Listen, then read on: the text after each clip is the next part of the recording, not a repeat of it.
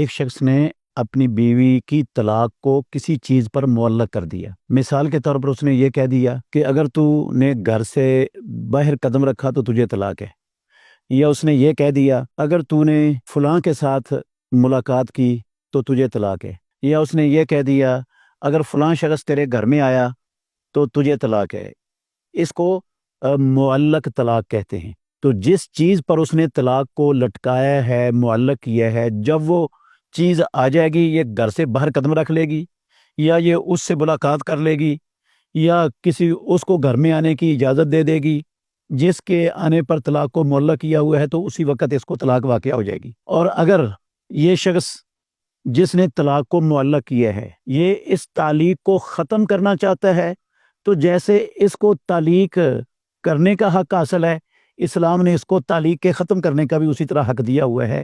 یہ تعلیق اپنی زبان سے ختم بھی کر سکتا ہے۔ وہ یہ کہہ دے کہ میں نے پہلے یہ لفظ کہے تھے کہ تو نے گھر سے باہر گئی تو تجھے طلاق ہے،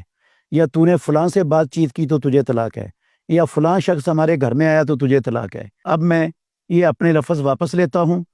اب اگر تو گھر سے باہر چلے گئی تو طلاق نہیں ہے، اگر فلاں سے ملاقات کر لی تو طلاق نہیں ہے، اگر فلاں ہمارے گھر میں آ گیا تو طلاق نہیں ہے۔ تو یہ لفظ کہنے سے اس کی تعلیق ختم ہو جائے گی۔ اب اس لفظ کہنے کے تعلیق کو ختم کرنے کے بعد پھر وہ گھر سے باہر جاتی ہے یا ملاقات کرتی ہے یا وہ آتا ہے کوئی، تو پھر طلاق واقعہ نہیں ہوگی۔ تو اسلام میں تعلیق کرنے کا بھی اختیار ہے انسان کو، مرد کو، اور اس تعلیق کو ختم کرنے کا بھی اسی طرح مکمل اختیار ہے۔ بعض لوگوں کا خیال ہے کہ تعلیق پھر جو ہو جائے ایک مرتبہ وہ ختم نہیں ہوتی، ان کی بات